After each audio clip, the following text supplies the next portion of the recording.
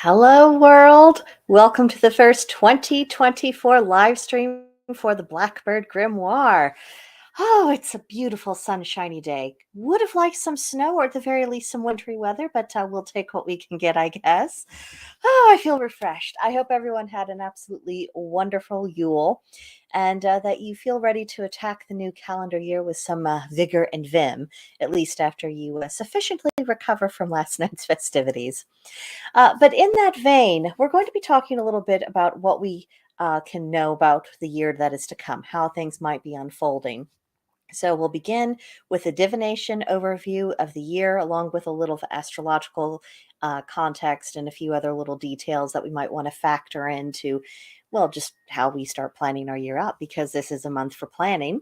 Then we will move on to talking about January, the season of purification. And then we will finish up with a few little thoughts about Imbolc, Charming of the Plow, even Groundhog Day, just because that is what all of January is really leading up to that destination at the very beginning of February, where we start to generally turn at least our thoughts towards spring, even if our weather isn't quite ready to turn towards that yet. So let us begin, gang. Now, to begin with, I want to talk about the numerological significance of 2024 numerology. What you do is that you add the numbers up, and whatever single digit number you get at the end, that is its esoteric significance. So, in numerology, the number 8 represents abundance, authority, business endeavors, having goals, leadership, and of course, manifestation. So, when we have this number 8 combined with the fact that 2024 is a presidential election year and things are already ultra contentious, I think this is a sign that we need to ready ourselves to be more proactive in everything that we do to assert our personal sovereignty in our business affairs, in our home lives, even in our relationships, because, remember, our marriage mate or whoever we are with over the long term, we are, that is your own unit, that is your own personal kingdom. So working together to assert that sovereignty is going to be important so that you face whatever is to come together and be on stronger footing. And certainly spiritually, we need to assert our sovereignty. And we need to be focusing on what we should be doing and not just what we want to do, what we feel like doing, what might look like fun. I don't think 2024 is really going to be a year of fun and games. It's more of like, it's okay, get the, just get down to work. There are things that simply need to be done. And, well, if we don't take care of things, other people tend to end up making our choices for us. And, well, nobody likes that. So, definitely going to be a busy year for more grown up uh, mindset.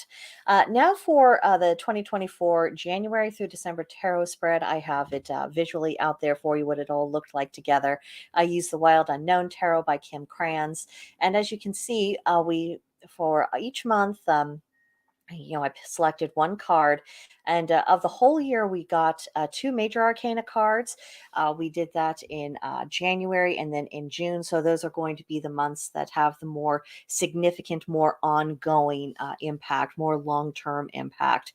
Whereas the court cards and the pip cards will be a little bit more shorter term sort of thing. But we have two major turning points, at least as far as the tarot spread is concerned for the year. We ended up getting 5 different swords cards. Now, whenever you see a lot of swords, you're seeing a lot of element of air. You're going to see a lot of that projective masculine energy that's much more focused on the cold rationality of intellect over anything else. So that really backs up what we saw with the numerology as well, that this is just a year of let's get it done, and we'll do the thing first and we'll feel about it later. Two of the cards were from the suit of wands, so a little bit of that fire energy. We only had one from the cups, which makes me wonder if we're going to start seeing some of the unbridled emotion we've seen over the past couple of years, if we're going to see that start getting reined back, or people deciding that they're not going to participate in that as much, because if you're constantly having these emotional meltdowns, you're not thinking about what you're supposed to be doing. You're not strategizing about how to successfully achieve your goals. So we might start seeing some shift in that, at least a little bit.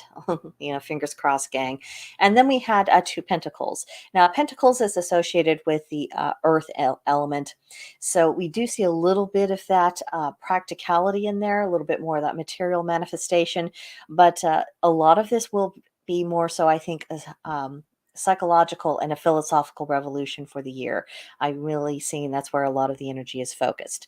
Now let's get into it month by month.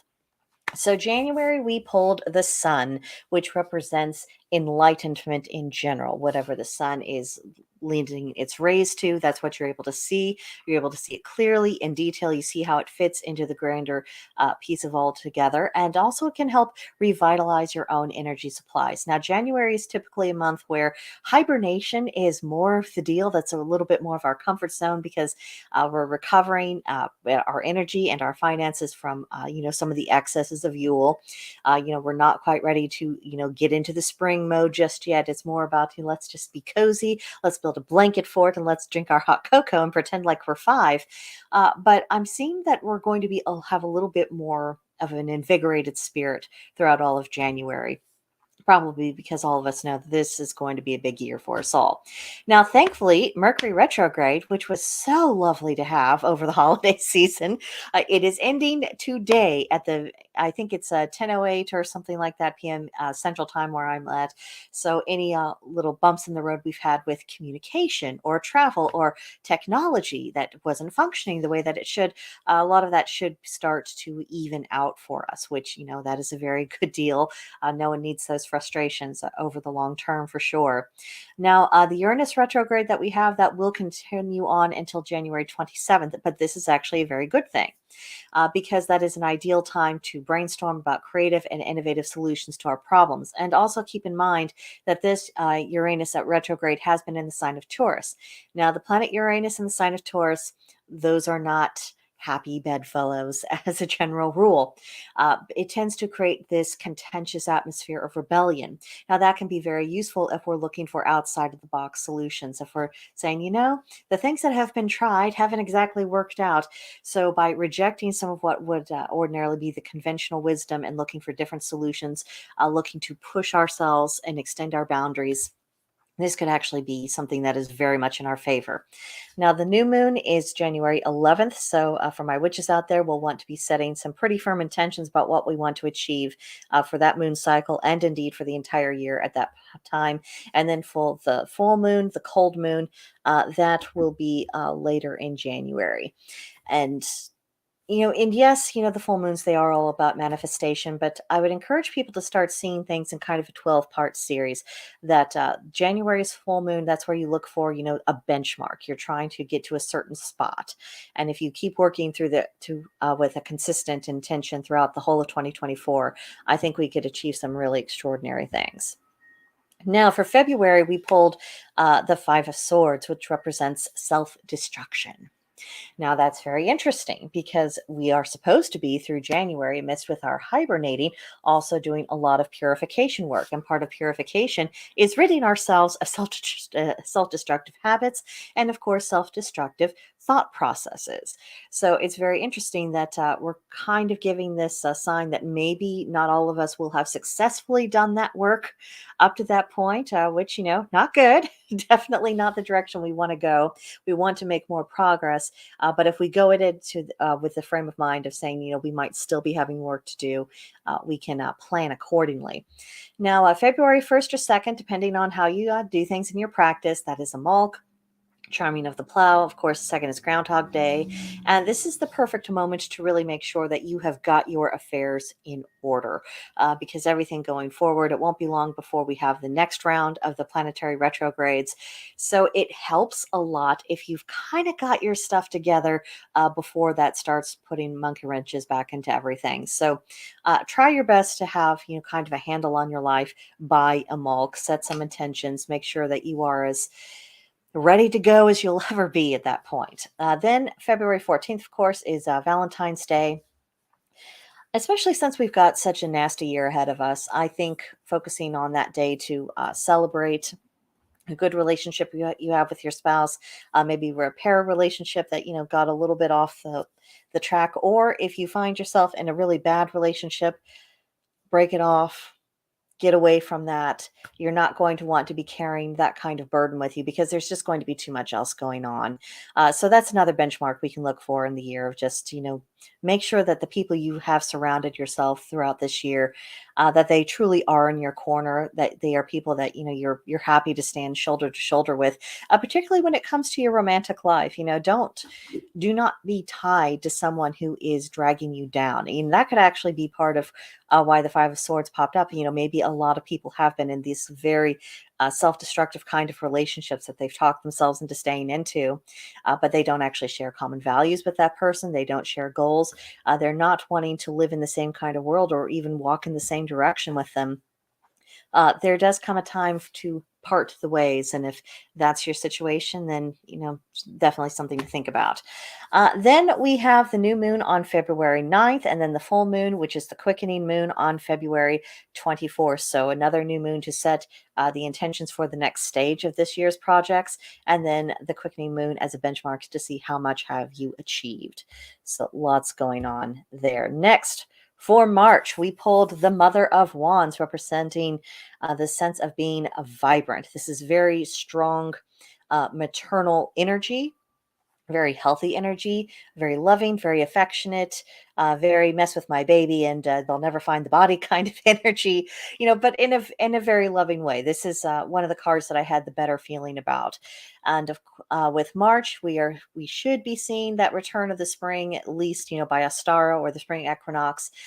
We will at the very least be having more daylight hours than we do night. So that's always where I mark the light half of the year for that reason.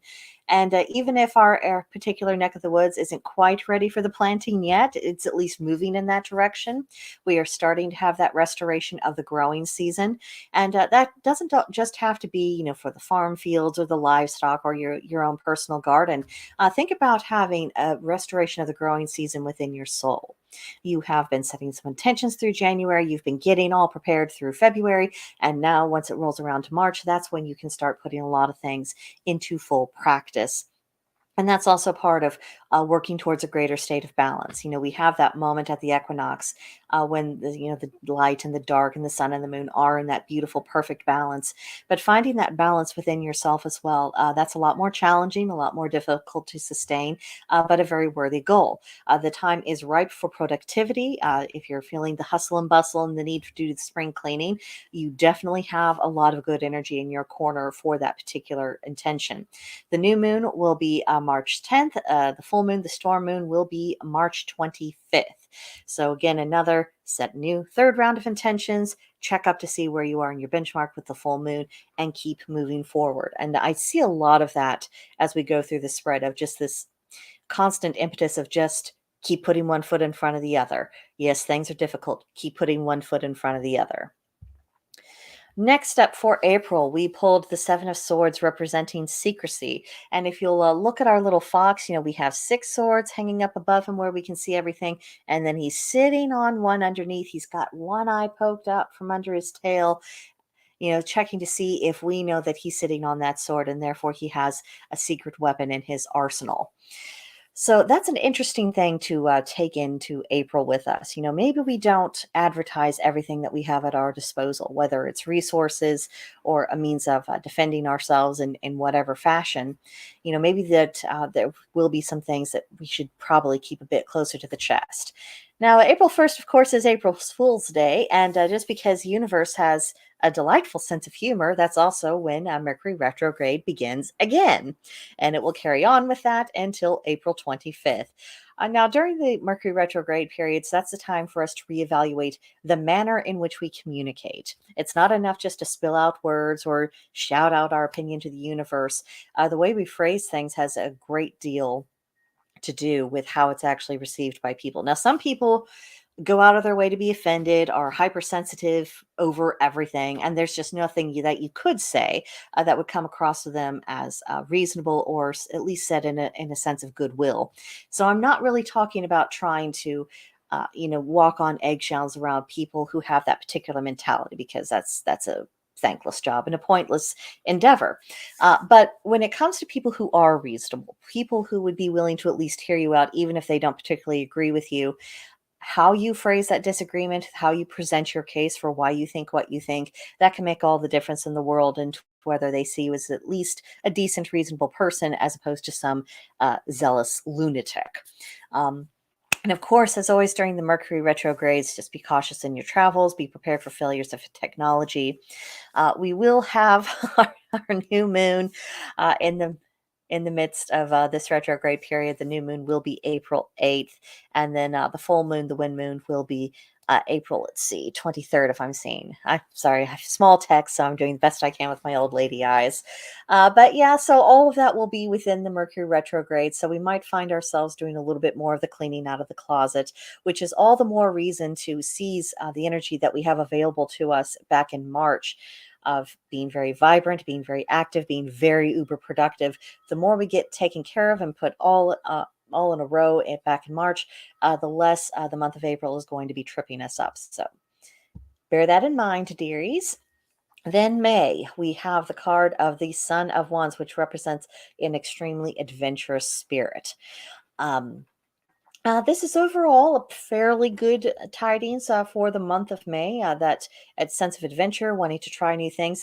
I find it very difficult to separate the idea of an adventurous spirit from a very optimistic spirit of saying, well, perhaps not all things will go well, but I think that things could turn out all right in the end, and therefore I'm not afraid to move forward. And that's a beautiful thing to have within your soul, being not afraid to move forward, to be not so afraid of what might happen or what you could possibly lose, that you're not going to make the attempt, that you see that, well, I'm going to take calculated risks. I'm going to make decisions. I'm going to walk my path. That's what I'm really seeing with this sense of adventure, this, bolstering up your spirit to continue walking the path. May 1st, of course, we have Beltane representing the divine marriage. Always a good time to celebrate the explosion of fertility of the land, the coming together of the masculine and the feminine, and and also that's also a good opportunity to kind of rekindle, or at least make sure that your romantic relationship is in good order, because you have great energy.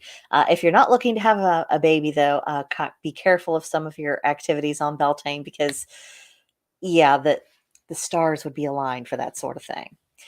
Now, Pluto retrograde begins May 2nd, and during this retrograde, that is the time to evaluate your relationship with and your use of power, whether it is power that is vested in you by some kind of office or because of a job that you have, or your own personal power that you have innately. And this introspection will be going on through October 11th.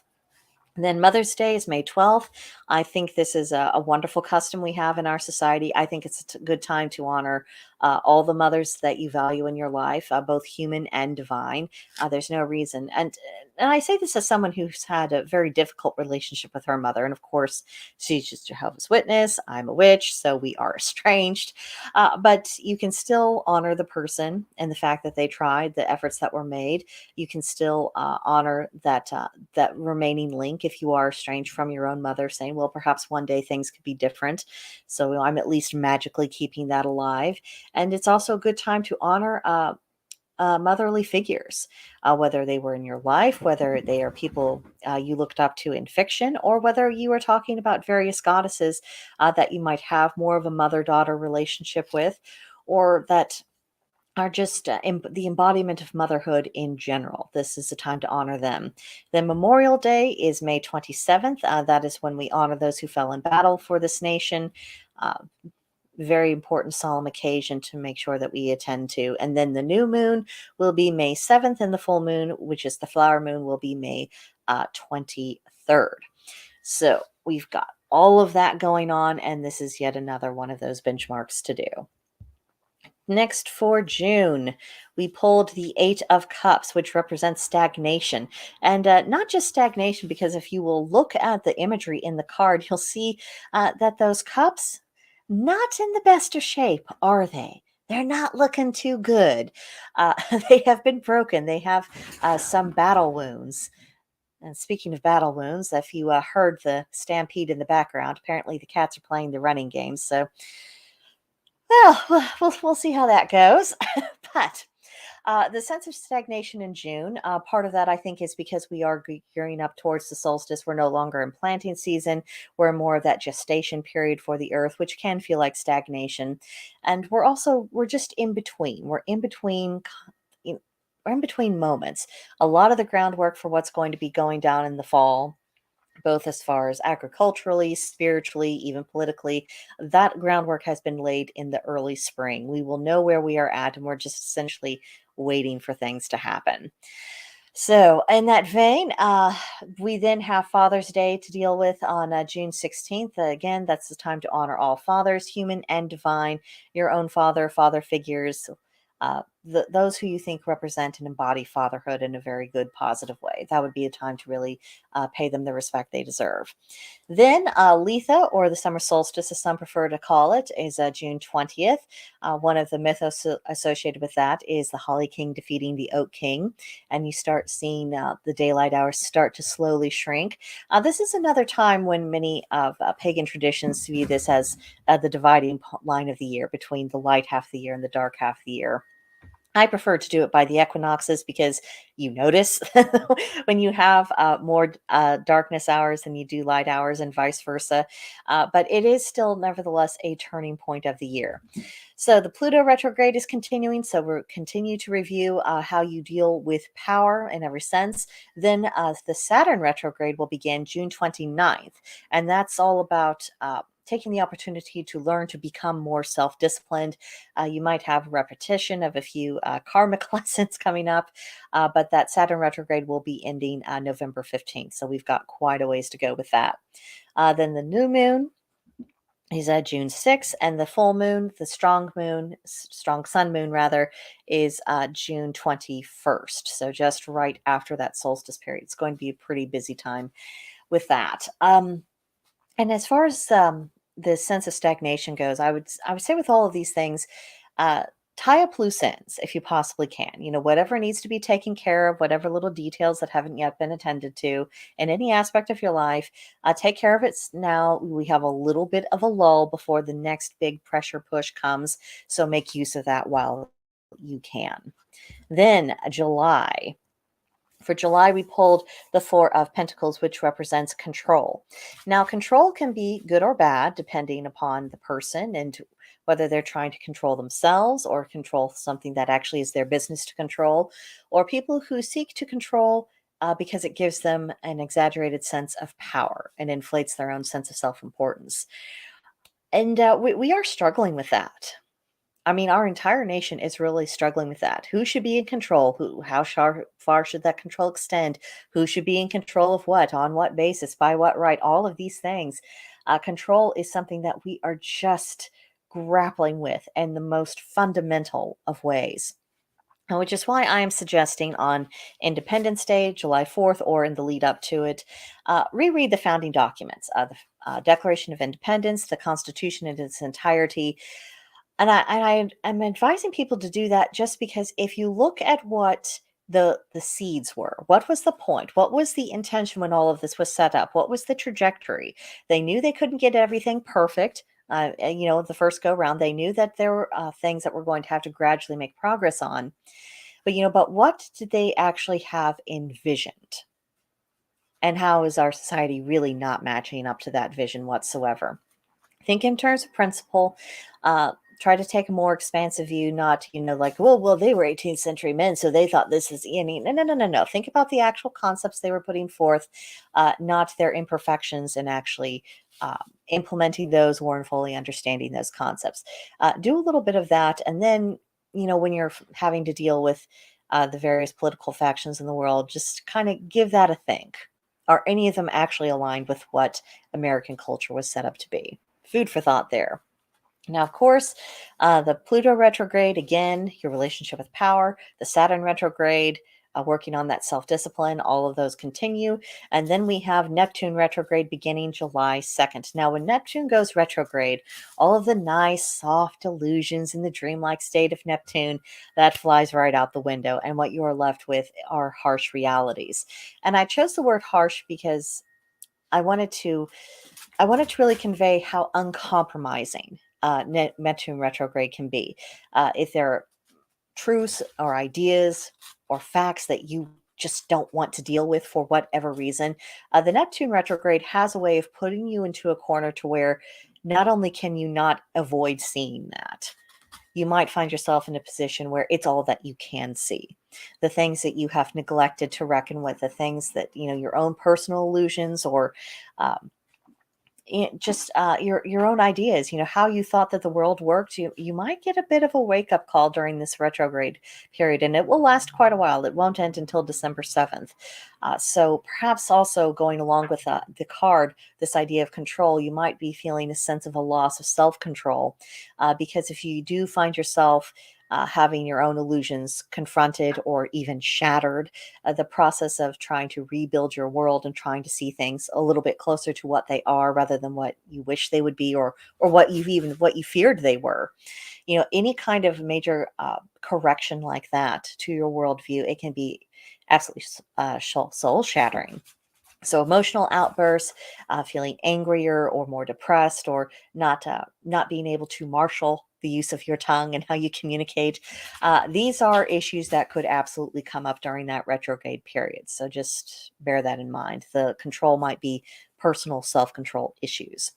The new moon will be July 5th. So again, another opportunity to set intentions, and then the full moon's blessing moon, see later in July, and that's when we'll really check up again and see, okay, just where are we at with everything? Because by this point, we'll be more than halfway through the year. So we should be able to see some pretty significant progress in all the things that we've been working on and working towards.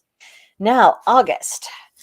Our card for that month is the Ace of Swords, representing clarity. There is something very clear about the Suit of Swords, very uncompromising. The sword it will cut straight through things. It's yes or no, in or out, light or dark. It does not do a lot of nuance. Things are they are not, and it's a Oh, I mean, I don't want to say unfortunate that it's happening during August, but August is a very difficult month for a lot of people. By this time, we're all mostly pretty sick and tired of the heat. We're tired of just the way the summer has been beating up on us. Tempers tend to be a lot shorter. So having this kind of unbridled clarity, that might not necessarily be a recipe for everyone getting along well with others. So maybe planning ahead for that possibility and marshaling ourselves a little bit better before we get to that point would be a good idea. Then August 1st, we of course have Lunasa, Freyfaxi. This is a celebration of the first fruits of the harvest.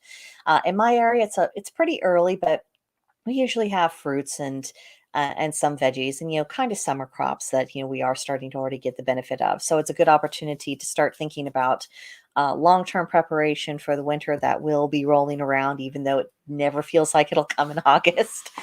But also thinking about our stores that we need for the soul, being grateful for the hard work that led to us having food on the table, roof over our heads, clothing to wear, a relative freedom so that we can actually practice our faith.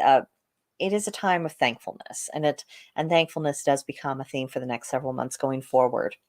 So our retrogrades still have that Saturn focusing on self-discipline, Neptune, those harsh realities that won't go away, Pluto, our issues with power, they all carry on. And then Mercury retrograde begins August 5th. So once again, we are reevaluating how we communicate, which is very exciting because it, like I said, an overabundance of clarity sometimes leads to a distinct lack of tact.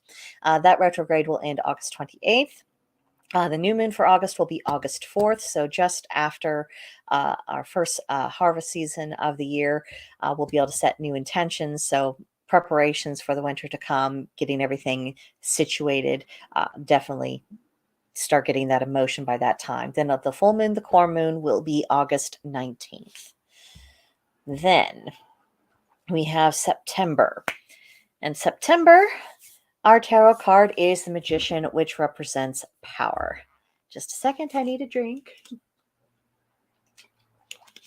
Okay, dry throat is somewhat alleviated. So, the Magician, all the power, not just power, but power that you harness within yourself. This is power that does not require assistance or cooperation from any other being. You are not having to draw upon anything else. This is just you exerting your will. That is what the Magician is all about.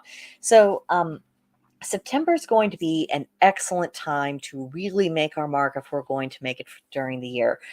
Back in January, we had we had the sun So that's a good time to really seize our agency then, and make an impact and set the stage for the year. But in September, the magician is really, I think, our last ditch effort to assert our will into the world and make sure that we're having an impact in over areas that we are concerned about.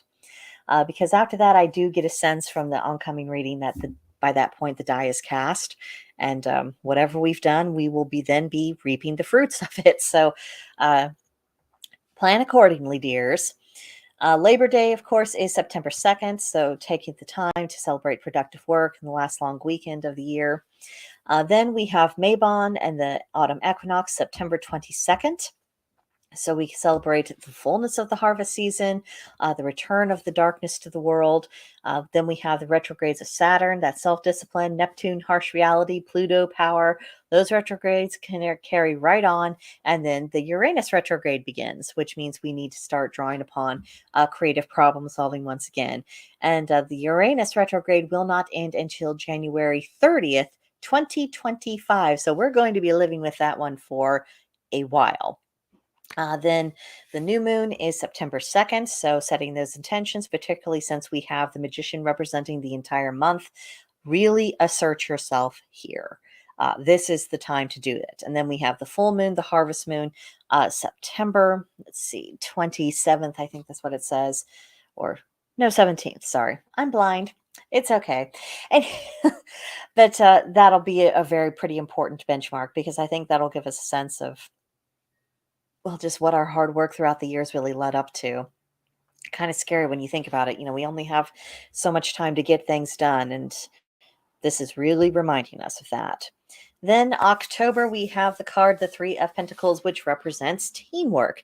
I like the card illustration because, you see this mountain, but then you have those three pentacles at the bottom, and they're all connected to one another. It's like people joining forces. We can scale that mountain together. We will have the supplies and the expertise and the experience needed, and we'll be able to conquer that mountain.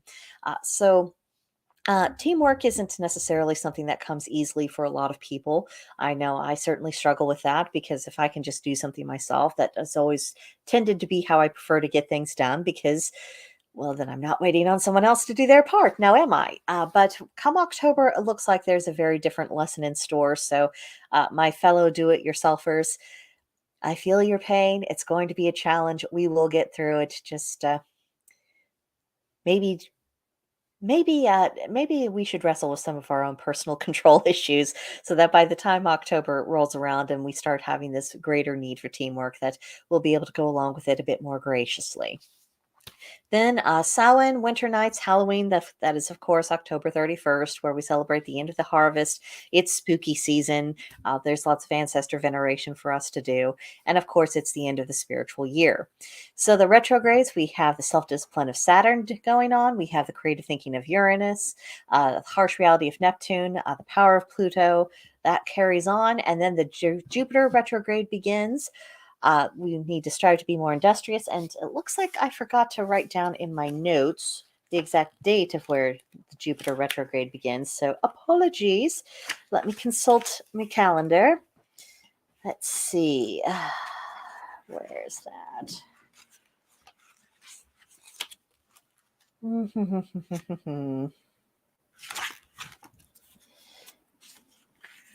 think it was towards the end of the month. Maybe not.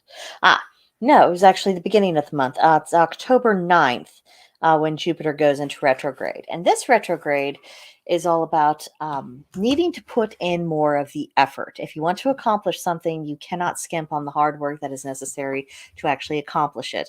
So this is less about Jupiter giving us a bit of extra luck, and, so we have more abundance coming our way. This is about, doing that hard work, being more industrious. And this retrograde will end February 4th, 2025, another long extended retrograde period for us to deal with. And this need to be more industrious, I think this will also play into the idea of needing to rely a bit more on teamwork. Perhaps there are certain jobs we will be taking on at that time, or that we know we're going into, that it's not a one-person job, and it never never will be. And learning to do our part, doing it vigorously, and learning to trust other people to also do their part as well. This could be very important October lessons for us this year. Now, our new moon, see, is October 2nd, and the full moon, the blood moon, is October 17th. So, another little benchmark, setting intentions. Perhaps with the new moon on October 2nd, if we do struggle with the idea of uh, working in concert with other people, maybe setting the intentions to get better at that, sow the seeds, and then, of course, working in harmony with that intention, both mundanely and magically. That'll help. And then maybe once we get around to the full moon, we will have more successes than failures in that regard. Then, November. I am sorry, but we pulled the Nine of Swords, which representing dark visions, nightmares, all the stuff you don't want. I mean, no one is ever particularly thrilled, I think, when the Nine of Swords appears in a spread, and particularly for the month of November during, an election year. That's not what we want to see. But at the same time, I mean, is this really a surprise? Are any of us really surprised to get this little glimmer that, yeah, it's going to get a little bad. It's going to get a little nasty. All I can say is that, election day, it's November 5th, brace for impact. Don't expect immediate results for any of the races, certainly not the presidential race. And whatever results there are, if there is indeed one, don't expect people to immediately accept any of it. The plain reality is that we do not trust each other in this nation. We have completely different perceptions of reality. We have competing civilizations, and a lot of our civilizational clash are just completely irreconcilable differences. There are large, swaths of the population that absolutely do not want to live in the same world. Now, for certain segments, they have a worldview to where there can be allowances made for differences of opinion, even radical differences of opinion, where as long as there's a framework where people can address those issues through argumentation, debate, through courts, through elections, there is that, and people can more or less rub along well together and have a livable situation. And then there are other segments of society that are looking for their way or the highway, and that's not going to end well. It never does, but you can't convince people of that. And another thing, and the media has much to answer for this. The media has for many years been engaged in just pushing a particular idea on people. It isn't about facts, it isn't about truth, it isn't about anything that's real. It's just about creating compliance, creating conformity towards a particular view that benefits the elites. I don't know about you, but I'm not particularly interested in being a puppet for any of those nasty people. I mean, these are people who should, quite frankly, be underneath the collective thumb of the population, and they're just looking for ways to lord it over us.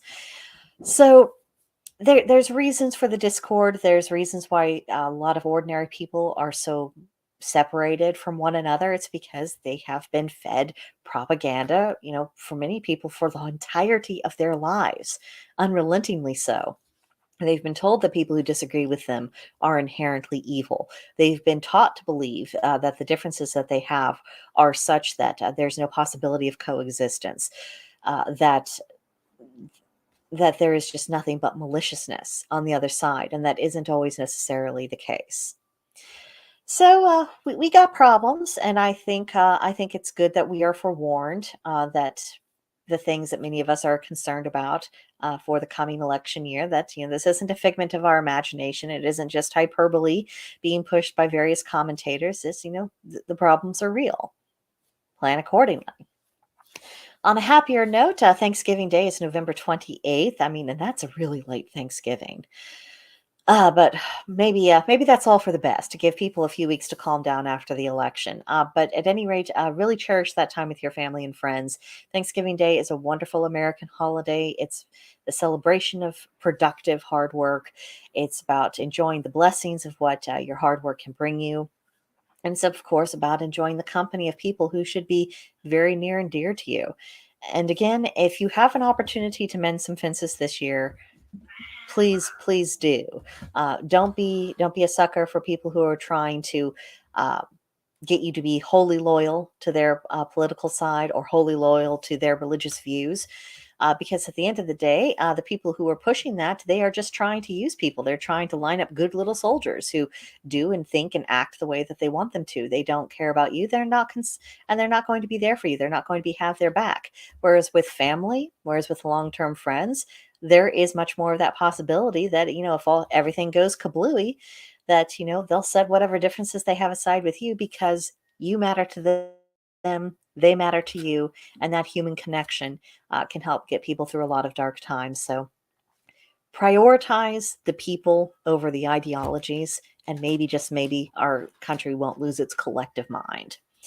So the retrograde Saturn self-discipline, that ends November 15th. So at least we'll have a little bit of that off of our back. It's not to say that Saturn still won't be having its effect and that we won't still be getting some lessons from Saturn, to be sure, but there won't be as much of that heavy pressure to really work on yourself. By that time, you should really have a lot to show for that work. Now, the Jupiter retrograde, the need to be more industrious, Uranus, creative thinking, Neptune, harsh reality, Pluto, power, those will carry on, of course. And then Mercury retrograde begins again November 25th. So another opportunity to reevaluate our communication style. And right before Thanksgiving. Definitely work on that. You don't need to be stirring up problems and controversy through there. That Mercury retrograde will end December 15th. So at least we still won't be dealing with this retrograde come the Yuletide holidays, which, that's something to be thankful for. The new moon in November is the 1st. That would also be a good opportunity to set intentions for improved communication skills. And then the full moon, the morning moon, is November 15th. So we'll be on the downward slide by the time we get to the holidays.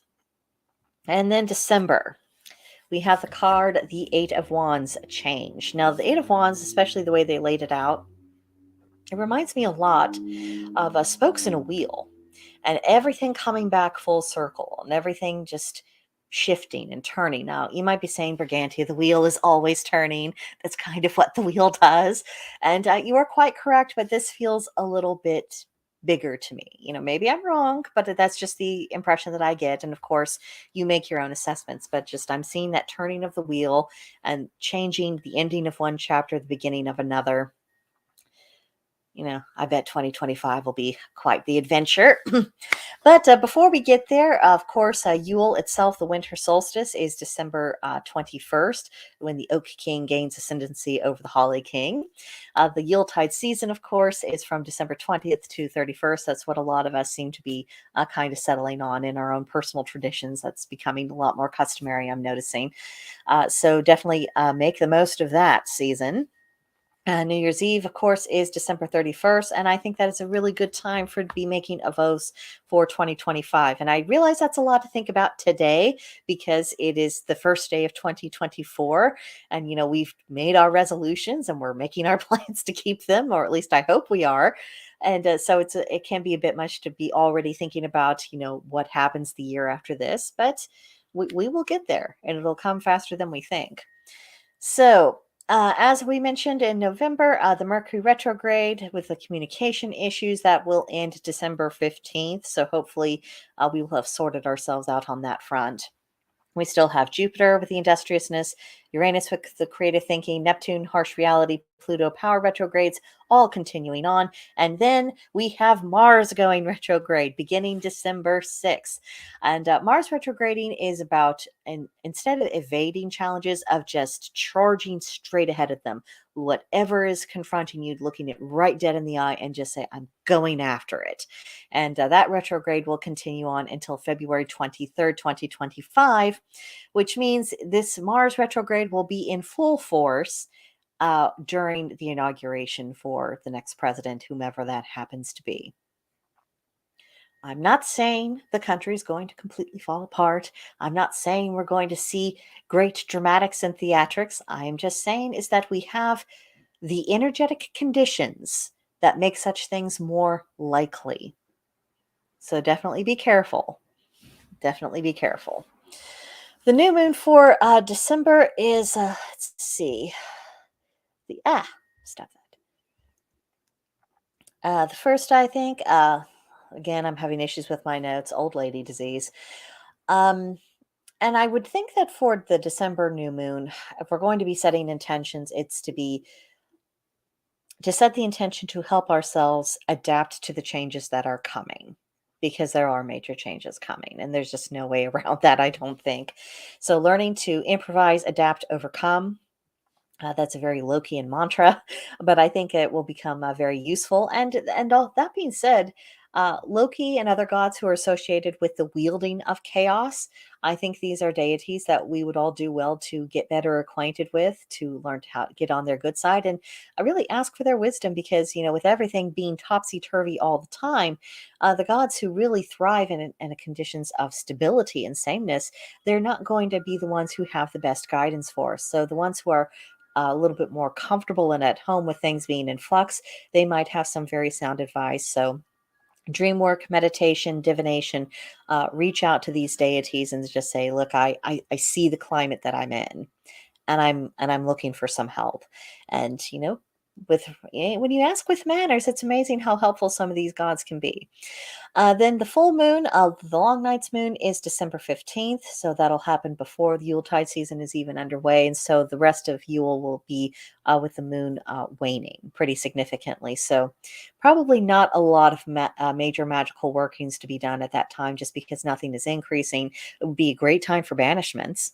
So if there's anything that you need to get out of your system at that time, or something that needs to be removed from your life as an influence, or unfortunately even a person, that would be the time to make sure that work is accomplished. So, with all that in mind, of our little glimpses of what the year ahead life has in store for us, isn't it good that January is typically the season of purification? It'll be so much easier for all of us to manage the challenges of 2024 if we're not also contending with our personal baggage. Because I don't know about you, but the further we got into the cards for the year and looking at how the retrogrades are falling, and just the energies they bring into the room, and various things are happening culturally and politically for us, it just doesn't seem like we're going to have a lot of time for introspection and dealing with our feelings and processing these things, or doing anything particularly slowly, because this is much more of a year of yeah, we just got to get the stuff done. And it will be so much easier if we're not weighed down with all of our stuff. So purification, removing blemishes, healing in all ways, bringing chaos in, well, bringing order into chaos, I should have written, but breaking bad habits, ridding ourselves of distractions, prioritizing, knowing what's actually important, what actually matters. Now, what actually matters, that there isn't going to be one universal answer to that, of course, depending upon what life stage you're at, what's going on in your life, who's in your life, your own personal things that you deal with, what matters and what is going to be the most important thing, that will change from person to person. But whatever that thing is, having clear vision and not having anything that's really getting you between you and your purpose, monumentally important. There's a lot of things that are, flash in the pan kind of uproars. I mean, we see it on social media apps like Twitter or X or Twix or whatever we're calling it these days. We see that all the freaking time. People get into this complete mental meltdown over stuff that a week later we're not even talking about. We're literally not even talking about a lot of this stuff. So are we really going to continue directing our energies towards the things that do not last? I mean, it's one thing to acknowledge that certain things are going on and to say, I think this would be a better way forward, but are we going to be as emotionally invested in stuff that doesn't last? I think that's a very good thing to focus on as we're going through our own process of purification. Where are we actually directing our energies? What are we actually putting effort into? Because if it's things that don't have a good long-term payoff, or things that don't actually really matter in the end, we probably need to get out of this stuff out of our system. We need to embrace taking that next step of emotional maturity, really, and even spiritual maturity. I was saying there are things I can put down. There are things I do not have to react to as if if I was, a young, untested, inexperienced person. I do not need to be in this adolescent, hyper emotional frame of mind. We need a lot more maturity in our civilization on the individual level. I mean, people look for, for leaders who are the adults in the room and all of this other rubbish. I mean, and now you do need responsible people who are in positions of power. Yes, I would agree with that. But to look for people in, whether it's in public office or in religious organizations or in cultural movements, to look on them to take on the burden of having to be the mature person in the room while everyone else keeps acting like they're 17, that is not only not reasonable, that is not sustainable. And that's how you end up with a society in which there are rulers and subjects rather than people who are temporarily entrusted to govern, and people who are citizens who have some say so over how that governing is taking place. We should be looking to improve ourselves and to enable ourselves to mature and to set a good example for others to go on their own journeys of maturation.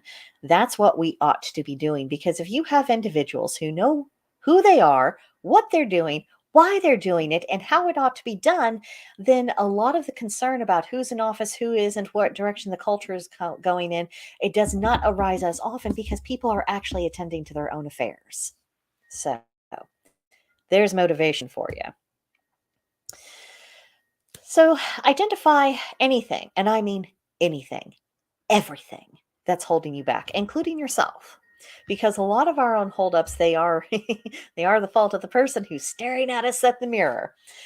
So think about physical, mental, emotional, spiritual hurdles.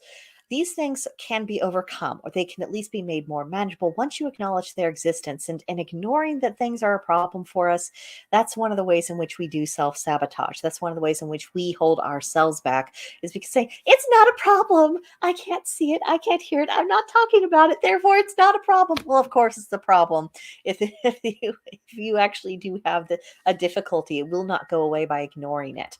So take practical steps to address these matters wherever you can, however small the steps might be, because those small, consistent efforts add up over time. I mean, and even if it's something that, I just don't know if I can work up the courage to do something, well, just work up the courage to do the first step. And then when you take that first step, work up the courage to take the second step, and then again and again and again. And then you move further down the road, and then acting in a more courageous fashion, in a way that is more consistent with your purpose in life, your goals, and the kind of person you want to be. It becomes a habit. A habit. It's just something you do. It's no longer this major psychological effort for you to work yourself up into doing something. You are simply acting in a manner that is consistent with your character.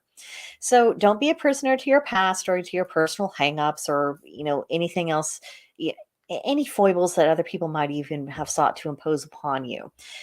I just don't think that 2024 is going to be the year that you can afford that kind of millstone around your neck. So get rid of this stuff. January is the perfect time to be getting rid of all the stuff that we do not need or want in our lives. Now, 2024 will test our beliefs for obvious reasons. And when I say our, I mean everybody, not just us as pagans, not just, my fellow witches and wizards out there. I am talking about everybody. We will be challenged. Now, the difference before us as pagans and witches and, those who are not, is that we have a yearly tradition in which, going out of our way to purify ourselves and to challenge our assumptions and our beliefs, that's just part of who we are. That's part of how we live our lives. Other people, they don't have that same habit. And, it shows, just saying, it shows. But as part of your personal purification efforts, consider going all the way back to kindergarten, spiritually speaking, and really reviewing those core tenets and beliefs and practices that you have. Really put them under the microscope. Ask yourself, does this really hold water? Does this make sense? Am I willing to go to the mat on this? And, examine where you might have unresolved questions or conflicts or doubts or whatever it is. But don't be afraid to face it wherever it takes you. Just don't be afraid to face it, because you are going to need to have solid answers to these questions. You need a strong core sense of your beliefs so that you can better deal with whatever 2024 holds for us in general and for you personally. If you know who you are and you're not having to question your beliefs later, you will be so much stronger as a person, so much more likely to be able to adapt and to be able to deal, just to deal and to endure whatever is going to come. You'll be in a position to do that because you're not going to be, mired in self-doubt, because later on in the year this is just not going to be the moment for it. So, moving on to Imbolc, Charming of the Plow, and Groundhog Day. I touched on this a little bit when I discussed Yule back in December, but I want to reemphasize it now. Modern pagans in general, wherever they might be in the world, and American pagans in particular, are the inheritors of multiple ancient cultural and pre-Christian religious traditions. We are not, just those few peoples. A lot of us, particularly in America, we are descended from multiple peoples. Even if all of our cultural heritage is from, say, Northern Europeans, there were a lot of different tribes in Northern Europe. And believe you me, they did not think of themselves as one great big brotherhood and they were all the same. No, sir. They saw themselves as very different, very unique, very distinct, different types of peoples. And, just even down to our DNA, we aren't just them. We are the blending of all of our ancestors. And I think that really is going to be the way to go when it comes to continuing to establish and to evolve paganism in the modern era. Realizing that we've inherited all of these things and it isn't about, choose this but not that, do this but not that. I think we could drive ourselves crazy if we try to compartmentalize the thing like that. We try to keep everything sensible as if, this was still the 5th century when it clearly is not. Uh, Honestly, the most sensible course of action, and I've been coming to terms with this for a long time, is to accept that we have this interwoven tapestry of traditions and that nothing good is going to come from trying to unravel that tapestry.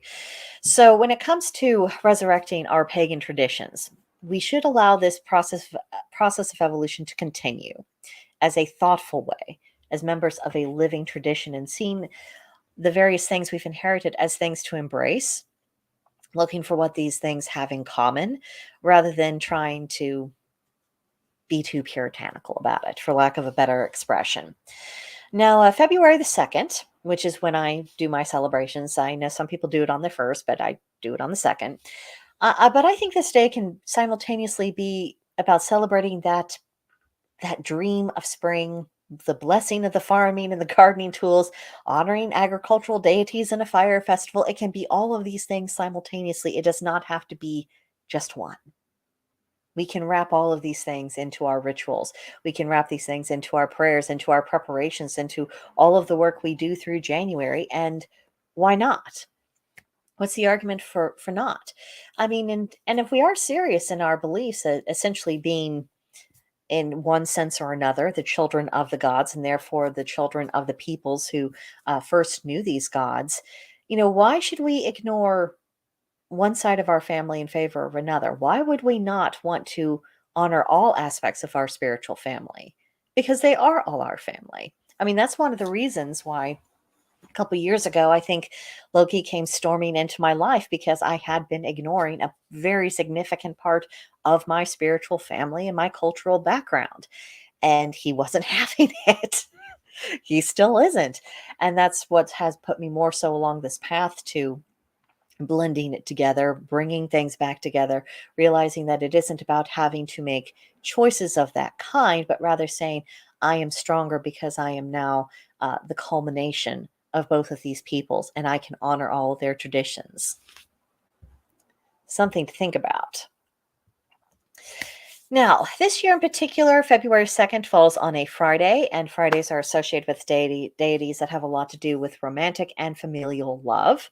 So that's, I think, a really good thing to bring into Imbolc, of this renewal of love on all levels, because the foundation of any civilization is families, and the foundation of families are marriages, romance, people coming together and then ultimately staying together and forming these strong close-knit family units. That's how civilization always begins, and that's really what we need a hefty dose of now. So as part of all of our renewal for Imbolc, drawing upon that energy associated with Fridays, that's something we could incorporate into our rituals as well. Now, thankfully, we have no planetary retrogrades to complicate things and gum up the works, so that's nice. That's nice to not have to deal with that. The sun and the planet Pluto, they will both be in the signs of Aquarius, which is really ideal for renewal because it's about looking forward, it's about freshness, it's about sallying forth. The moon will be in the third quarter Scorpio, so emotions may be a little bit turbulent. And then we will have the planets Saturn and Neptune in Pisces. So we do have a lot of that watery, more emotional energy. And that's not necessarily a bad thing as long as, we're channeling all of this emotion correctly, because having that emotional release, having that emotional sense of cohesion, that can actually be very on track with what Amalcan Charming of the Plow is really all about. Then we have Mercury, Venus, and Mars in Capricorn, and then Jupiter and Uranus in Taurus. So these are all very strong earth signs. This is a very feminine astrological configuration because we have all of these planets that are in these earthly and these watery elementals. And those are, of course, the culmination of feminine energy, of that receptive energy of, I'm going to nurture, I'm going to grow, and then that ultimately manifests. So this is perfect for Amok, absolutely perfect. So all of the energy, as we just covered, will be rather, for renewal of the earth, our spiritual senses, who we are as people, our families.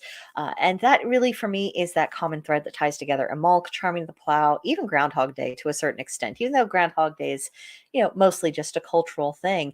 By blending it in with our spiritual traditions, I think it deepens its meaning. And it all comes back to that idea of something new and fresh and beautiful and good is on the verge of happening, and we're looking forward to it, and we're making our plans to move in the direction of that. And that's really why it's worth doing all of this work in January, and going to all the effort of purification so we get this payoff in early February. And we do need that payoff because there's a lot of junk that we're going to be dealing with later on in the year. So going into all of it refreshed and strong and calm and composed, that's only going to be to our benefit. So even though January is typically a time of year where we just want to hibernate, like I said at the beginning of the stream, I mean, this is blanket fort and hot cocoa kind of time of the year. But if we use that time, because we can still hibernate, but if we're using that hibernation to work on ourselves, to deal with our issues, to get things straightened out and settled correctly, we will be putting ourselves in a much stronger position going forward into the year and to what lies beyond. So, the question I want to leave you with is, will you be part of all of this? Are you arranging your affairs to where you can make the most of this time, the energy that's at all of our disposal? And, are you reaching out to other pagans to encourage them in what they're doing and also to receive encouragement for what you're doing? I think. I think, and this really takes me back to that October card where it talked about teamwork. I think we are entering an era where we are going to learn the value of community, of being able to cooperate with other people, and being able to forge bonds based upon common values and beliefs. I think that is absolutely the direction we're going, and hopefully we'll learn it the easy way, not the hard way. But either way, we will learn. And that's just really what I want to leave you with today. What role will you play in all of this going forward? Because we've got a big year ahead. But that is what I have for you today. Thank you, everyone who's been hanging out with me. Really appreciate it. If you haven't already, like the video, subscribe to the channel, share all that, usual stuff. But most importantly, leave your thoughts with me. What's your impression of the spread that I laid out? What are your own thoughts about 2024 going forward? Where are you at with all of this? Let me know. And yeah, I think that's where we'll end it. I'll see you guys later. Bye.